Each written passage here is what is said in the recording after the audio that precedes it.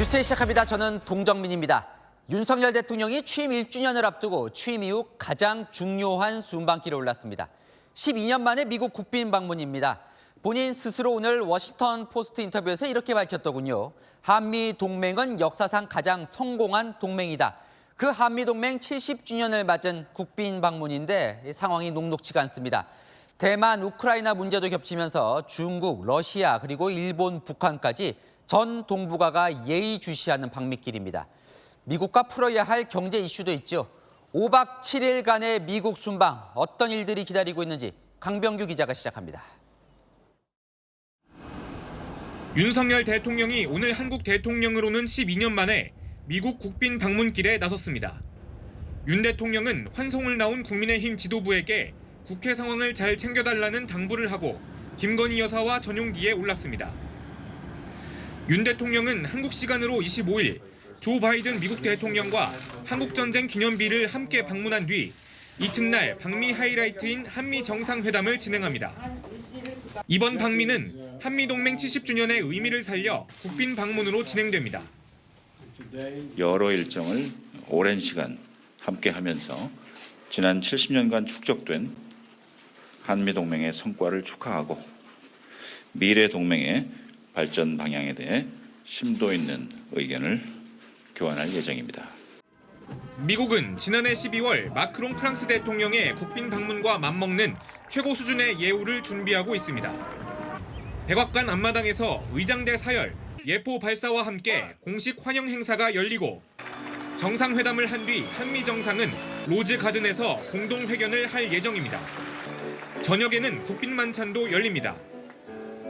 27일에는 윤 대통령이 영어로 상하원 합동 연설을 하고 28일에는 보스턴으로 이동해 하버드대 연설에 나섭니다.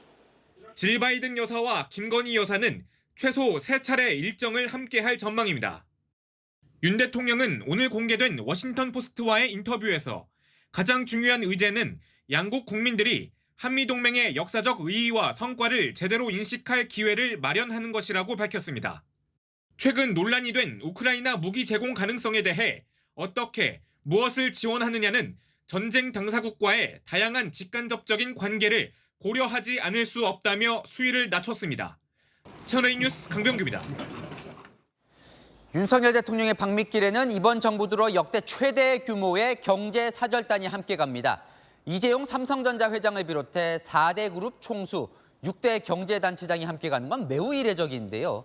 그만큼 우리도 미국의 투자를 이끌어내기 위해 총력전을 펼 예정입니다. 이어서 조아라 기자입니다. 윤석열 대통령의 미국 국빈 방문에는 현 정부 들어 역대 최대 규모인 경제사절단 122명이 동행합니다.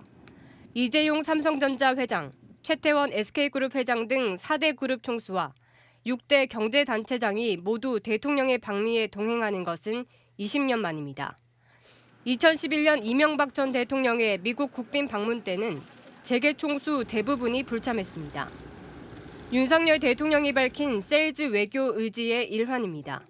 수출 증진을 위해 제가 1호 영업사원으로 뛰겠다고 했습니다마는 모든 외교의 중심을 경제와 수출에 놓고 최전선에서 뛰겠습니다.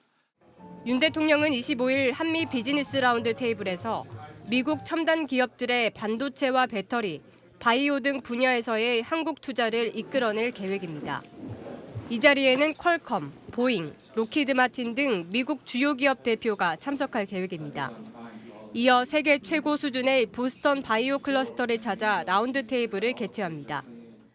미국의 반도체 지원법과 인플레이션 감축법 IRA에 따른 국내 기업 피해를 최소화해야 할 숙제도 안고 있습니다.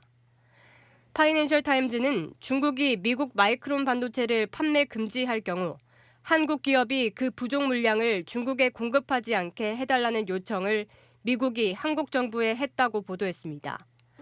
우리 정부는 이번 순방 기간 반도체 공급망 협력을 더 강화하게 될 것이라고 밝혔습니다. 채널A 뉴스 조아라입니다. 송영길 전 민주당 대표가 예고한 대로 3시간 전쯤 인천국제공항을 통해 귀국했습니다. 검찰을 향해 오늘이라도 불러달라며 회피하거나 도망가지 않겠다고 했는데요. 공항은 지지자와 반대자로 요란했습니다. 김유빈 기자입니다. 송영길 전 민주당 대표는 8일에 출발할 때도 서울에 도착해서도 연신 사과했습니다. 이런 일이 발생해서 국민 여러분과 당원 동지 여러분께 심려를 끼쳐드려서 대단히 송구스럽다는 말씀을 드리겠습니다. 하지만 전당대회 돈봉투 의혹에 대해서는 모르는 일이라는 입장을 되풀이했습니다. 이제 도착했으니까 상황을 좀 파악하겠습니다. 제가 모르는 사람들이 많기 때문에. 검찰 조사에는 적극 응하겠다고 했습니다. 검찰은 주위 사람들을 불러서 주변을 돌기보다는 오늘이라도 저를 소환하면 적극 응하겠다는 말씀을 드리겠습니다. 송 전 대표는 3분간의 기자회견에 마친 뒤 경호 인력에 둘러싸여 공항을 빠져나갔습니다.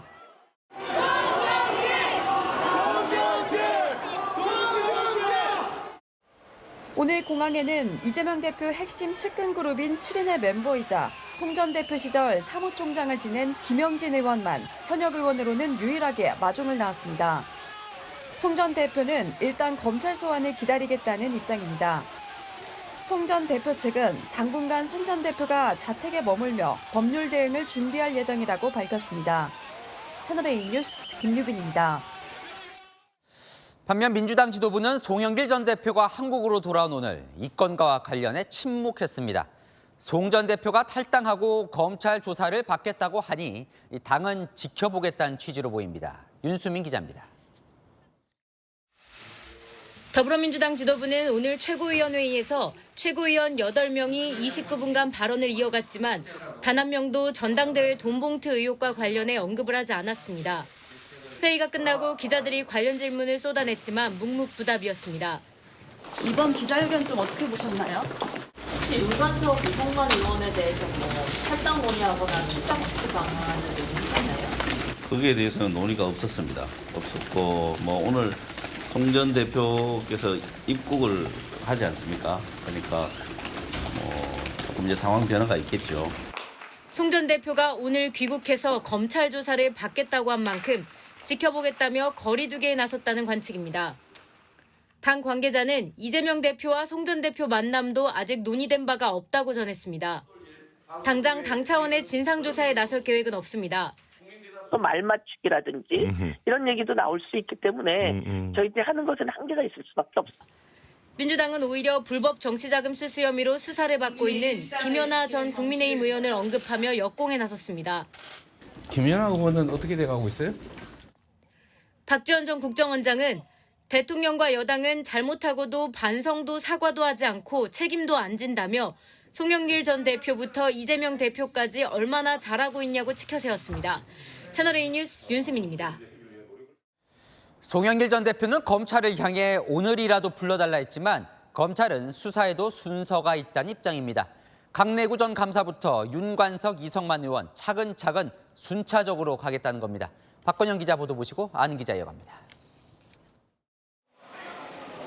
인천공항에 도착한 송영길 전 대표는 검찰 수사에 당당히 응하겠다고 말했습니다. 저 송영길은 어떤 일이 당하더라도 절대 회피하지 않고 도망가지 않습니다. 파리에 간 것도 학교 측과의 계약 때문이었다며 세간의 도피 의혹을 부인했습니다. 다만 검찰의 정치적 기획 수사로 보는가는 질문에는 답하지 않았습니다. 검찰 수사 야당 탄압으로 보시나요? 송 전 대표는 거듭 본인을 먼저 소환하라고 요청했지만 검찰은 강내구 한국감사협회장 구속영장 재청구가 우선입니다. 돈을 조성한 사람의 신병을 먼저 확보해야 윤관석, 이성만 의원 등 현금을 살포한 의혹 당사자 소환으로 갈 수 있다는 이유에서입니다. 성만이 형이 좀 연결해줘서 그거 좀 나눠줬다. 그렇게 얘기는 했어 내가. 누구한테? 영길이 형한테.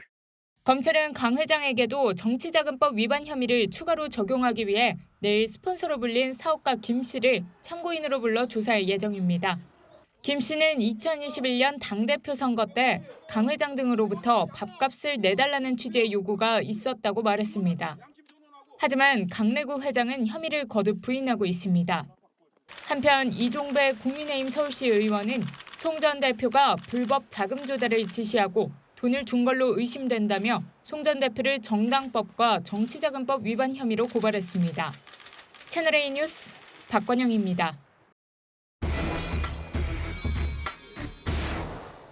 안인 기자, 아자 시작합니다. 민주당 출입하는 김철중 기자 나와 있습니다. 송영길 전 대표가 오늘 결국 들어왔습니다, 한국에. 네. 들어오면서 뭐라고 했죠? 송영길 전 대표의 말을 한마디로 정리하면 국민께 송구하고 책임은 지겠다입니다. 하지만 무엇에 대해 죄송하고 무엇을 책임지겠다는 것인지는 아직 명확하지 않습니다.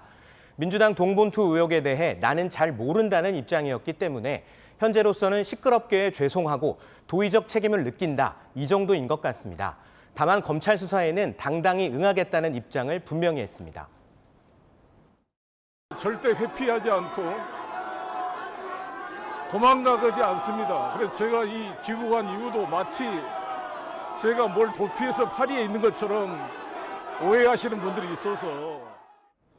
자, 파리에서 탈당하겠다고 했는데 탈당은 한 건지 궁금하고, 또 두 번째는 검찰을 향해서 오늘이라도 불러달라고 했는데 이것도 지금 무작정 나갈 수는 없는 거잖아요, 그죠? 네, 송영길 전 대표 파리에서 귀국하기 전 탈당을 하겠다고 밝혔는데요. 탈당은 말로만 되는 게 아니라 당의 탈당계가 공식 접수가 되어야 합니다. 제가 스튜디오에 들어오기 전에 확인을 해봤는데요. 아직 송 전 대표의 탈당계 접수되지 않았습니다. 송 전 대표, 검찰 수사에 대해서도 적극적으로 하겠다는 입장인데요. 송 전 대표가 원한다고 해서 검찰 조사를 바로 받는 것은 아닙니다. 소환을 통보하면 그때 조사를 받게 되는데요. 이제 관련자 소환 조사를 시작하는 만큼 수사가 마무리되는 즈음 송 전 대표를 부를 가능성이 높습니다. 송 전 대표 측은 자택에 머물면서 변호인 선임 등 법적 대응을 준비하겠다고 말했습니다. 자, 당은 오늘 침묵했다고 저희가 전해드렸는데 네. 송 전 대표는 그렇다고 치더라도 실명이 제기된 윤관석, 이성만 이 두 의원에 대해서는 당이 아무 조치도 취하지 않습니까? 네, 저희가 취재를 해보니까요. 바로 당장은 두 의원에 대해서 당의 센 조치가 있을 것 같지는 않습니다. 물론 당 지도부는 녹취에 등장한 두 의원에 대해 비판적인 목소리가 있다는 것 모르지는 않는데요.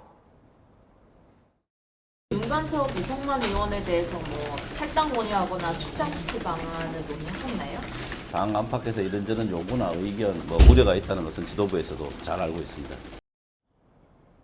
하지만 두 의원 모두 정치기획 수사다, 진술로 야당 의원을 엮었다면서 반발하고 있는 상황을 고려해 제명보다는 설득을 통해 자진 탈당을 시키는 방안이 유력합니다. 설득은 하고 있는 건지 또 궁금하긴 하네요. 자, 그리고요. 자, 이름이 나오는 돈 봉투를 받았다는 현역 의원 20명. 아직 명확한 리스트가 나오진 않고 있지만 이 20명에 대해서는 당에서는 아무 조치가 없습니까? 결국 리스트에 나온 의원들을 조사하려면 당의 진상조사가 불가피한 상황인데요. 그렇겠죠. 앞서 리포트에서 보신 것처럼 당 지도부는 부정적인 입장입니다. 먼저 현재 떠돌아다니고 있는 명단 자체가 신뢰성이 없어 조사 대상을 특정하기조차 어렵고 자체 조사 결과와 다른 검찰 수사가 나올 경우 더 큰 역풍을 맞을 수 있습니다. 무엇보다 섣불리 조사나 징계를 밀어붙이면 이재명 대표의 사법 리스크와의 형평성 논란이 불거질 수 있습니다. 결국 자체 조사를 해도 안 해도 비판을 피할 수 없는 상황에서 자체 조사를 안 하는 것이 당에 더 유리하다는 판단을 내린 것으로 보입니다. 자, 그런데 또 고민이 될 것 같은 게, 자, 자체 조사를 안 한다 하더라도, 자, 여론조사를 보면 민주당 지지율이 계속 떨어지거든요. 그런데 계속 아무것도 안 할 수 있겠습니까? 맞습니다. 민주당도 전당대회 돈봉투 의혹이 대형 악재라는 사실은 인식하고 있습니다. 실제 오늘 발표된 여론조사에서도 확인할 수 있는데요. 4월 셋째 주 민주당 지지도는 45.7%로 전주에 비해 3.1%포인트 하락했습니다. 국민의힘은 소폭 올라 양당 간 격차가 좁혀졌습니다. 특히 민주당의 핵심 지지 기반인 호남에서도 10%포인트 가까이 떨어졌습니다. 그러다 보니 당내에서는 의원들 스스로 진실 고백 운동을 하자는 말까지 나오고 있는데요. 다만 진상규명이 되지 않은 상황에서 섣부른 대책을 내놓기 어렵다는 게 지도부의 고민입니다. 마지막으로 이거 하나 물어볼게요. 갑자기 당 지도부가 전당대회에서 대의원제를 폐지하자 이런 이야기를 들고 나오기 시작하던데 이건 뭡니까? 돈봉투 의혹과 전당대회 대의원 제도가 무슨 상관이냐 이렇게 생각하시는 분들이 있을 텐데요. 돈봉투 의혹에 대해 당이 이렇다 할 조치를 취하지 못하는 상황에서 돈을 돌려야 하는 구조라도 이참에 바꾸자는 겁니다. 전당대회에서 대의원들의 표 가치가 권리당원에 비해 몇 배 이상 크다 보니 이들을 대상으로 한 현금 살포 유혹이 생긴다는 건데요. 차기 원내대표 후보들 간에도 대의원제 폐지를 놓고 의견이 엇갈리고 있습니다. 대의원과 권리당원의 표의 등가를 좁히는 방향으로 개선을 해야 되고, 또 의원들의 기득권을 가장 내려놓는 그 방안 중에 하나가 대의원 폐지이기 때문에. 반면 홍익표 의원은 대의원 전체에 대한 모욕이자 본질을 가리는 것이라며 반대 의견을 내놨습니다. 네, 하는 기자 김철중 기자와 살펴봤습니다. 자, 12년 만에 한국 대통령의 미국 국빈 방문길이지만 대통령실 국가안보실장이 오늘 동행하지 못했습니다. 북아프리카 수단에서 우리 교민 29명을 구해내야 하는 긴박한 상황이기 때문입니다. 정부군과 반군의 무력 충돌로 여러 선진국들도 구출 작전을 지금 진행 중인데요. 우리도 육해공 최정예 부대와 장비가 투입됐습니다. 김성규 기자입니다. 2021년 아프가니스탄 카불에 있던 교민과 현지 조력자 390여 명을 구출할 때 투입됐던 다목적 공중구비수송기 시그너스가 수단 사태에도 투입됐습니다. 외교 소식통에 따르면 어제 저녁 부산 김해공항을 이륙한 시그너스는 오늘 오전 사우디아라비아 제다에 도착했습니다. 당초 인근 국가 지부티의 미군 기지로 향할 것으로 예상됐지만 미군 기지 내 착륙 여건 등을 고려한 겁니다. 앞서 21일 이륙한 또 다른 수송기 슈퍼 허큘리스도 인근 국가 지부티의 미군 기지에 도착해 대기 중입니다. 정부는 만일의 사태를 대비해 소말리아 해역 호송전대 청해부대의 구축함 충무공 이순신함도 호투수단 인근 해역으로 이동시켰습니다. 또 특수임무대 707 요원들도 2007년 분당 샘물교회 교인 피랍 사건 이후 처음으로 파견됐습니다. 한때 아랍 매체는 한국인 29명을 태운 수송기가 사우디 제다에 도착했다고 보도했지만 정부는 곧바로 부인했고 만일의 사태에 대비해 철저한 보안을 유지하고 있습니다. 구체적인 임무와 이동 경로 등은 좀 작전 보안을 유지할 필요가 있어서 구체적으로 좀 확인드리기가 어렵습니다. 지휘 업무를 맡고 있는 조태용 국가안보실장은 우리 교민의 안전과 관련한 상황이 마무리될 때까지 윤석열 대통령의 미국 국빈 방문 일정에 동행도 미뤘습니다. 미국 등 서방은 비행기 등으로 자국민 대피 작전을 진행하고 있고 주변 중동 국가들은 육로 탈출에 집중하고 있습니다. 채널A 뉴스 김성규입니다. 국민의힘이 취업준비생들의 공인 영어시험 성적 유효 기간을 2년에서 5년으로 늘리는 안을 추진할 계획입니다. 비싼 시험 비용 부담을 줄이기 위해서인데 1,000원 아침밥 확대에 이은 청년 정책 2탄인 셈입니다. 민간 기업들까지 넓혀보겠다는데요. 기업들 반응까지 들어봤습니다. 김호영 기자의 단독 보도입니다. 국민의힘이 민간 분야 채용 시 토익 등 공인 영어 시험 성적 인정 기간을 확대하는 방안을 추진합니다. 현행 2년에서 5년으로 늘려 취업준비생들의 응시료와 어학 공부에 대한 부담을 줄이겠다는 겁니다. 공인 영어 시험 응시료는 토익 48,000원, 탭스 42,000원, 토플의 경우 약 30만 원에 달합니다. 더 좋은 점수를 받기 위해 여러 차례 치르다 보니 비용과 시간의 부담이 크다며 반기는 취업준비생이 많지만 반론도 있습니다. 아무래도 4, 5만 원 하다 보니까 저한테는 개인적으로 부담이 좀 되는 것 같아요.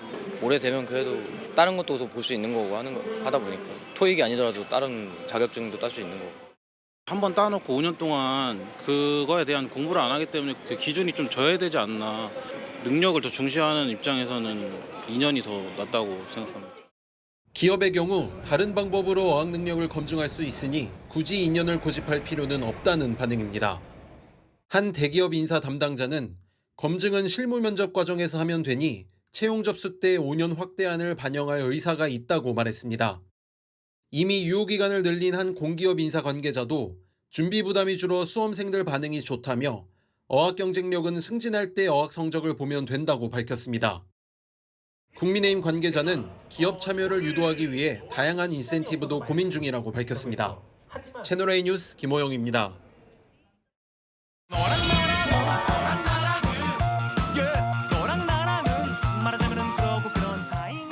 자, 여랑여랑 정치부 이동훈 기자와 함께합니다. 첫 번째 주제 보겠습니다. 네. 자, 송영길 전 대표가 누구와 판박이라는 걸까요? 네, 바로 한동훈 법무부 장관입니다. 송영길 전 대표 한국에 귀국했죠.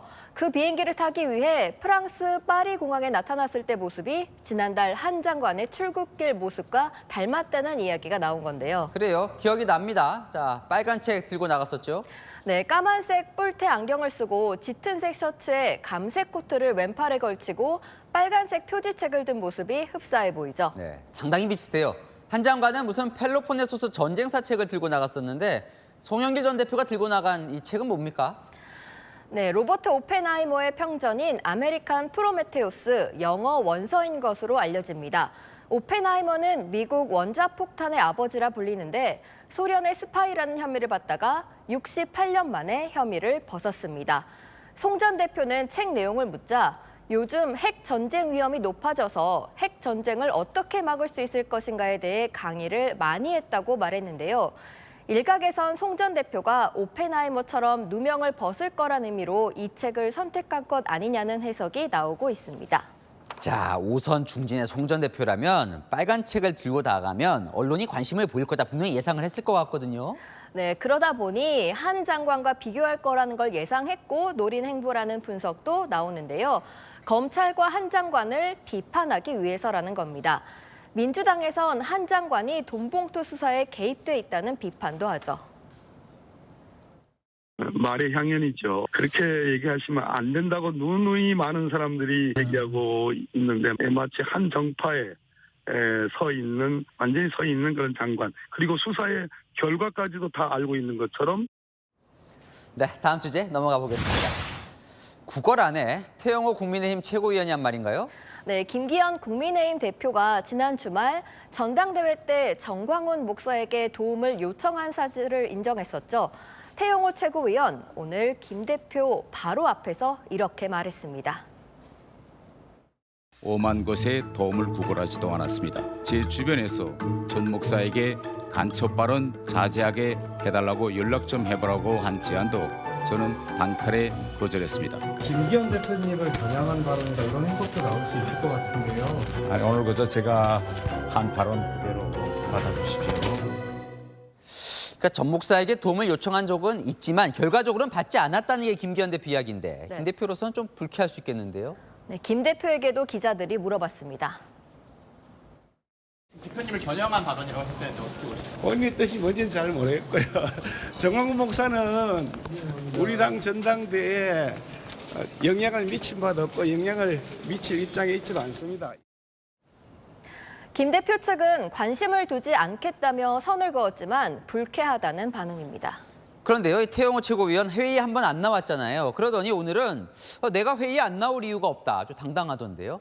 네, 제주 4.3 사건 100번 김구 선생, 민주당 비난까지 각종 발언과 게시물이 논란이었는데요.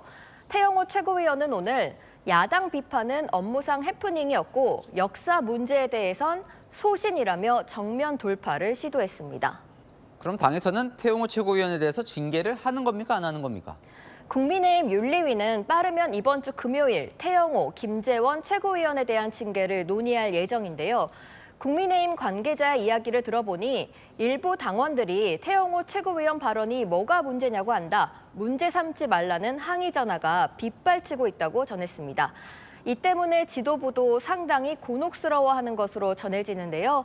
내부에서는 당원 100%로 최고위원을 뽑다 보니 중도층보다 강성 당원 입김이 센 후보가 뽑혔는데 이제 와서 어떡하나 난감하다는 반응입니다. 네, 지금까지 여랑야랑이었습니다. 골병 라인이라는 말까지 나온 김포 골드라인에 오늘부터 전세버스가 투입됐습니다. 지하철 탈 사람을 전세버스로 유도하겠다는 건데 효과가 크지는 않았습니다. 전민영 기자가 취재했습니다. 이른 아침 김포 골드라인 고촌역 앞 버스 정류장에 버스 한 대가 멈춰서고 출근길 시민 20명 정도가 줄지어 올라탑니다. 김포시가 골드라인 혼잡도를 낮춘다며 기존 70번 노선에 긴급 투입한 전세버스입니다. 그 어플 보니까 버스가 연달아서 오긴 하더라고요. 그래서 늘어났나 생각은 했어요. 훨씬 낫죠. 아무래도 막 낑겨 타고 막 이랬으니까. 기존 5대 운영되던 노선에 8대를 추가하면서 배차 간격이 15분에서 5분으로 줄었다는 게 김포시의 설명입니다. 그렇다면 버스 이용객들이 늘어 김포 골드라인은 덜 붐볐을까?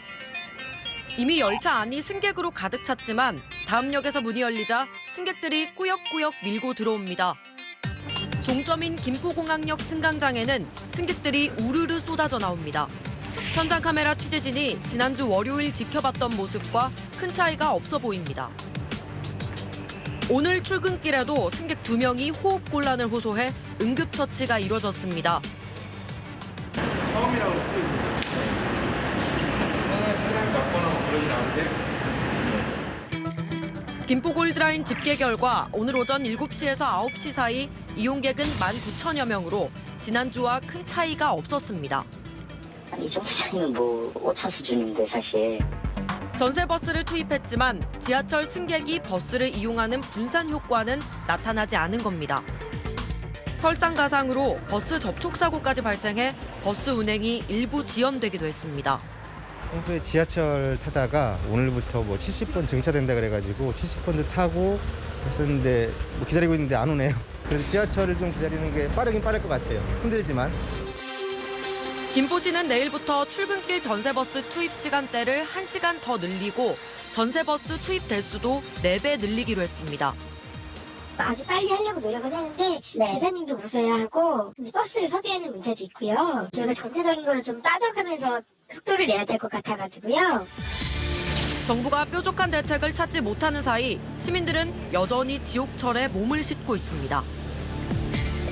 채널A 뉴스 전민영입니다. 자, 남산 1호 3호 터널의 양방향 통행료를 무료로 해준 지 일주일이 지났습니다. 공짜 통행에 오가는 차량은 확실히 늘었는데요. 어느 정도인지 김단배 기자가 알려드립니다. 오늘 아침 출근길 남산 3호 터널. 강남에서 종로 등 도심 방면으로 들어오는 차량들이 거북이 운행을 하고 있습니다. 정체는 소곡로까지 이어집니다. 체감상 저는 일단 좀 느꼈어요. 한 15분, 20분. 이제 면제됐으니까 이쪽으로 많이 오니까 그런 것 같아요. 서울시가 남산 혼잡 통행료 징수 효과를 따져보기 위해 양방향 면제 실험에 나선 첫 일주일, 도심 통행량이 면제 전보다 13% 늘어난 것으로 나타났습니다. 설 명절 기간 고속도로 통행료를 면제했던 2018년, 통행료를 받은 전년보다 통행량이 12% 늘어났던 것과 비슷한 추세입니다. 강남 방면만 면제했던 앞선 한 달간보다 양방향 모두 면제했을 때 통행량은 확연히 늘었습니다. 터널 주변 도로 정체도 빚어져 통행 속도는 면제 전에 비해 10% 느려졌습니다. 13% 늘었다는 건 10대 중에 한 대 정도는 늘어난 거고요. 직접 연결된 도로인 3일대로라든지 소곡로에서는 그만큼 속도가 좀 나빠진 걸로 나옵니다. 시민들의 해석은 엇갈립니다. 들어올 차가 안 들어오고 나갈 차가 안 나가고 그런 건 아니라고 생각하거든요. 통행료가 있으니까 동행해서 온다든가 그런 저기가 있었을 텐데 지금은 그럴 필요가 없으면 승용차가 늘어날 수밖에 없다고 봅니다. 서울시는 다음 달 16일까지 통행량 등을 종합적으로 분석해 혼잡 통행료 폐지 여부를 올해 안에 결정합니다. 채널A 뉴스 김단비입니다. 분당 정자교 붕괴 사고로 긴급 점검한 결과 탄천 일대 15개 다리를 싹 다 부수고 다시 짓습니다. 이처럼 안전을 장담할 수 없는 지경에 이르기까지 지난 30년 동안 정밀 안전진단 받은 다리는 딱 하나였습니다. 신선미 기자입니다. 정자교에서 3km가량 떨어진 미금교. 공사 관계자들이 바깥 한 차로에 플라스틱 방호벽을 설치합니다. 보행로 부분에 대한 정밀안전 진단 결과 철거 후 재시공이 결정됐기 때문입니다. 인도부를 통행을 제한하고 차도부 쪽으로 한 개 차선을 확보해서 피의 차단막을 세워가지고 통행에 불편이 없도록 하고. 탄천을 가로지르는 24개 다리 중 지난 5일 붕괴된 정자교처럼 보행로 아래에 지지대가 없이 지어진 다리는 모두 20곳. 성남시의 긴급 정밀 안전진단 결과 이 중 정자교를 포함해 15곳이 전면 재시공 대상으로 결정됐습니다. 대부분 미흡 또는 불량 단계인 D와 2등급을 받았습니다. 처짐 허용 한계 기준을 적게는 4배에서 많게는 21배 이상 초과한 것으로 드러났습니다. 다리들이 건설된 이후 30년간 이상 징후가 확인되지 않은 채 양호 보통 판정을 받아온 게 가장 큰 문제입니다. 유관 점검과 정밀안전 점검만 받았을 뿐 구조 안전성까지 평가하는 정밀안전 진단에선 제외되었습니다. 해당 다리들이 길이 500m 미만의 이종 시설이라는 이유였습니다.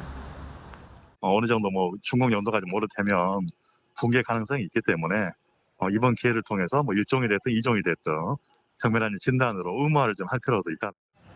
비슷한 시기 같은 공법으로 만들어진 20개 다리 중 정자교만 2005년 단 한 차례 이상 징후로 정밀안전 진단을 받은 기록만 있을 뿐입니다. 부실 점검이 의심되는 대목입니다. 성남시는 철거와 재시공까지 1,500억 원 넘게 필요한 상황이라며 정부의 특별재난지역 지정을 건의했습니다. 채널A 뉴스 신선미입니다. 산삼 약침을 맞으면 말기암도 치료할 수 있다며 영업을 해온 서울 강남의 한 한방병원에 대해 대법원이 사기라고 판결 내렸습니다. 핵심 성분이 빠진 사실상 가짜 산삼이라는 거죠. 개설 허가 취소 통보까지 내려졌는데 해당 병원은 영업을 이어가고 있습니다. 백승우 기자의 단독 보도입니다. 서울 강남의 한 한의원 홈페이지 게시물입니다. 지난 2013년 올린 것으로 폐암 말기 환자가 약침을 주 4, 5회 맞은 뒤 종양 크기가 줄어들었다는 내용입니다. 산삼 추출 성분을 정맥에 주사하는 이른바 산삼 약침을 광고하는 겁니다. 약침 치료가 기본이에요. 저희 병원은 지피노사이드, 산삼에서 나오는 약물을 쓰기도 하고 천연물을 쓰기 때문에 부작용 부분들은 전혀 없으시고. 하지만 사실과 달랐습니다. 분석 결과 산삼 추출 핵심 성분인 진세노사이드가 들어있지 않았던 겁니다. 2012년부터 2년 동안 환자 5명이 1억 3천만 원을 들여 치료에 매달렸지만 헛수고였습니다. 오히려 상태가 더 악화돼 모두 숨졌습니다. 3회차를 맞고 집에 들어오고 다음날 바로 응급실로 갔습니다. 상태를 봤더니 더 안 좋아진 상태로 제가 할머니한테 죄를 더 지어드린 생각밖에 안 들죠. 피해자들이 10년 전 사기와 의료법 위반으로 병원장인 한의사와 시술주인 사무장을 형사 고소했고 대법원은 지난 13일 이들에게 징역 1년 6개월 실형을 확정했습니다.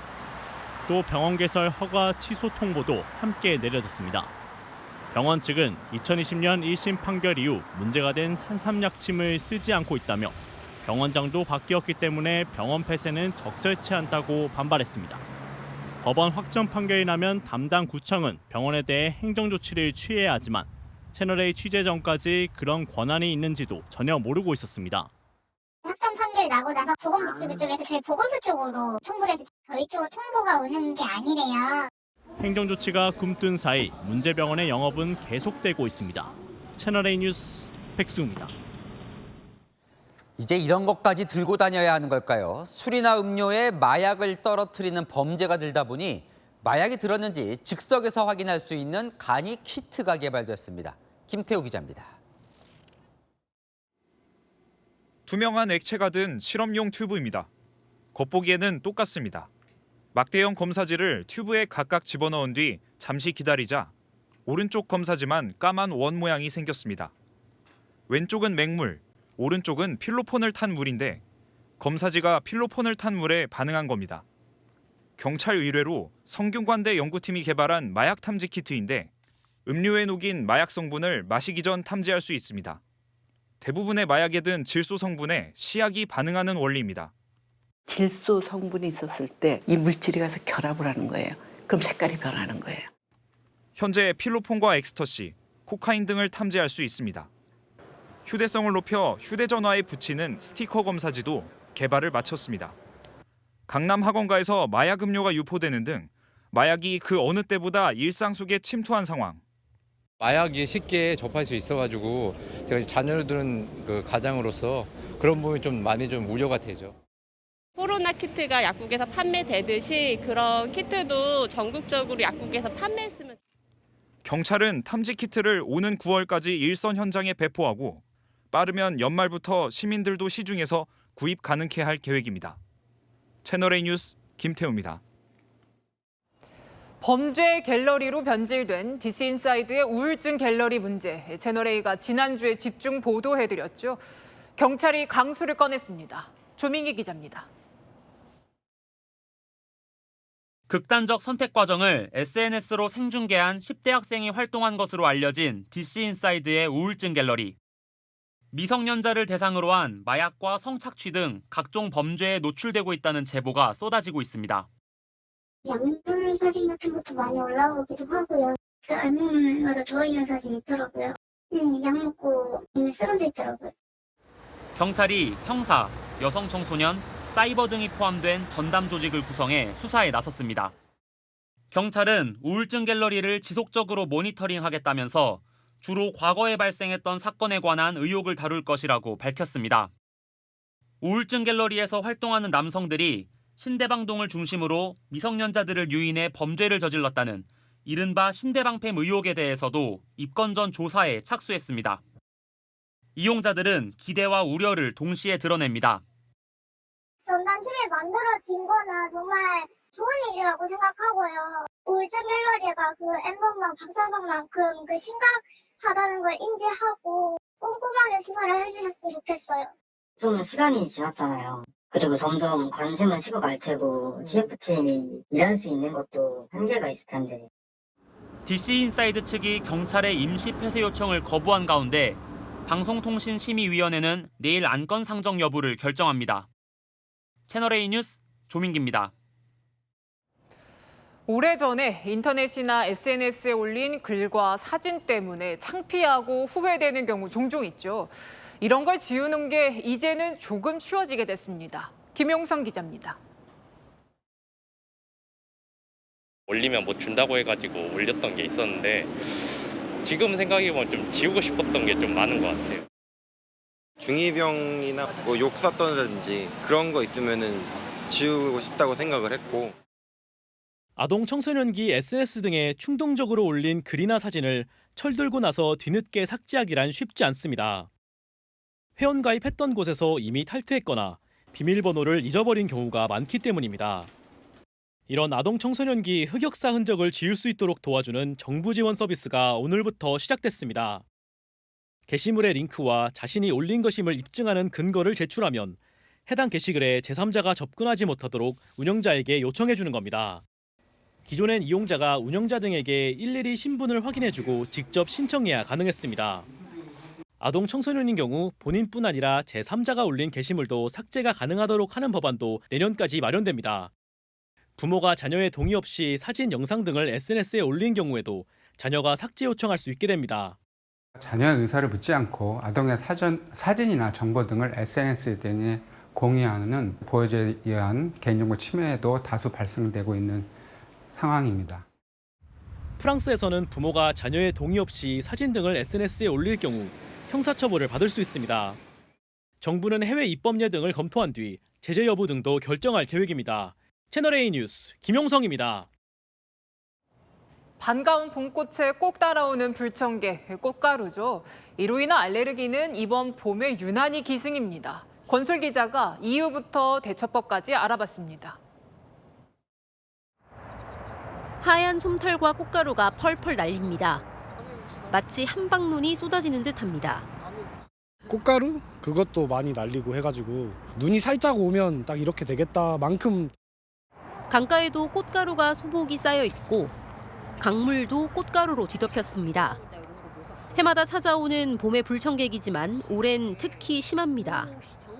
코 막혀서 막 숨도 못 쉬겠고 막 콧물 흐르고 너무 일상생활이 좀 불편함이 많아요. 작년에는 그래도 5월 초 이쯤이었으면 지금 한 4월 초반부터 계속 심해져서 좀 많이 힘들어요. 온라인에도 눈물 콧물이 쏟아진다. 비염 때문에 기절할 것 같다는 하소연이 쏟아집니다. 꽃가루 농도는 기온이 20도에서 30도 사이일 때 가장 짙습니다. 보통 4월 말부터 기승을 부리는데 올봄 이상 고온 현상에 꽃이 빨리 피면서 이달 초부터 꽃가루가 심해졌습니다. 건조한 날씨까지 이어져서 공기 중 꽃가루 농도는 갈수록 짙어지고 있습니다. 3배 넘게 나오고 있고 아직도 끝나지 않았기 때문에 더 나올 수도 있어요. 습한 날은 아무래도 물기가 묻어 있으면 멀리 못 날아가거든요. 그러니까 좀 건조해지는 거를 이제 영향을 받아가지고. 우리나라에서 가장 흔하고 알레르기를 일으키는 성질이 강한 건 참나무입니다. 오늘까지 측정된 참나무 꽃가루는 1세제곱미터당 9,994개로 지난해 전체보다 3배 이상 많습니다. 기상청은 꽃가루가 많이 발생하는 오전 6시에서 10시까지 환기를 자제하고 외출할 땐 KF94 수준의 마스크를 써야 한다고 당부했습니다. 채널A 뉴스 권솔입니다. 자, 식집사를 아십니까? 식물을 집사처럼 돌보는 사람들을 뜻하는 신조어입니다. 반려동물 못지않게 반려식물을 많이 키우는 세태를 반영하고 있죠. 이렇다 보니 식물 호텔부터 식물 병원까지 생겨나고 있습니다. 이준성 기자입니다. 책장 한편에 LED 조명으로 환하게 꾸며놓은 공간. 자취생 정희준 씨의 반려다육식물 야옹이와 멍멍이의 보금자리입니다. 반년 전부터 매일 아침 건강 상태를 확인하고 먼지도 털어주며 주말이면 옥상에서 햇볕도 함께 쬐는 게 삶의 낙이 됐습니다. 점점 애정이 생기면서 뭐 이런 상자 같은 것도 마련해주고 이름표도 달아주고 하면서 마음이 약간 따뜻해진다 이런. 파인애플을 닮은 괴마옥이나 봉처럼 생긴 마리모처럼 특이하고 귀여운 식물을 키우는 것도 유행입니다. 식물과 집사란 말을 합쳐 식집사라 부르는데 요즘 이런 식집사들이 많아지면서 반려식물 서비스도 다양해지고 있습니다. 대표적인 게 식물호텔. 사전 상담 후 체크인을 하면 호텔에서 최대 2주간 수분과 영양제 공급 같은 관리를 대신해줍니다. 106호 손님의 경우 주 1회 관수에 통풍 필수 등 꼼꼼한 룸 서비스를 받는데 여느 호캉스 부럽지 않습니다. 제가 한 열흘 정도 집을 비운 적이 있었는데 여행을 갈 때 잠깐 맡겨두는 것도 좋을 것 같다고. 병든 식물들을 위한 식물 병원도 있습니다. 원예 전문가가 진단하고 최신 시설에서 1:1 치료를 받습니다. 내가 한 2년, 3년 키우다 보니까 잘 자라고 있는데 아랫잎이 약간 노래지는 거야. 분갈이를 안 했다기보다 이 토양소의 양분이 적어진 거예요. 뿌리 상태가 안 좋다는 진단을 내린 뒤 치료실에서 직접 분갈이도 해주고 퇴원할 땐 영양제도 추천해줍니다. 관심과 사랑을 먹고 자라는 건 반려식물도 마찬가지입니다. 채널A 뉴스 이준성입니다. 네, 무설탕 전성시대입니다. 탄산음료에 술 그리고 과자까지 설탕은 넣지 않았지만 달달한 맛은 유지하는 제품들이 인기를 얻고 있습니다. 이런 것들 진짜 몸에 좋고 살도 안 찔까요? 광민경 기자가 취재했습니다. 소비자들이 무설탕 탄산음료를 유심히 살펴봅니다. 콜라와 이온음료, 소주는 물론 과자, 젤리까지 설탕을 넣지 않은 식품이 늘어나고 있습니다. 식품업체들이 제품 칼로리를 줄여 다이어트와 건강을 중시하는 소비자를 공략하려는 겁니다. 저는 운동을 좋아하는데 이제 제로 슈거 마시면 설탕이 없다 그래서 다이어트 할 때도 많이 마셔요. 뭔가 제로 슈거라 그러면 엄청 건강한 느낌? 그래서 어차피 마실 거 더 칼로리도 낮고 당도 낮은 거 먹는 게 더 나으니까. 대형마트에는 이렇게 다양한 무설탕 음료들만 모아놓은 매대가 따로 마련돼 있을 정도입니다. 올해 1분기 편의점의 무설탕 음료 매출은 최대 100% 넘게 성장했습니다. 무설탕 식품은 설탕 대신 적은 양으로도 설탕의 수백 배에 달하는 단맛을 내는 대체 감미료를 사용합니다. 이들이 0kcal를 앞세울 수 있는 건 식품의약품안전처가 열량이 100ml당 4kcal 미만일 때 무열량으로 표시하는 것을 허용하기 때문입니다. 만성질환의 주범으로 꼽히는 설탕 대신 대체 감미료가 들어간 식품도 칼로리나 당이 아예 없는 건 아니란 점에 유의해야 합니다.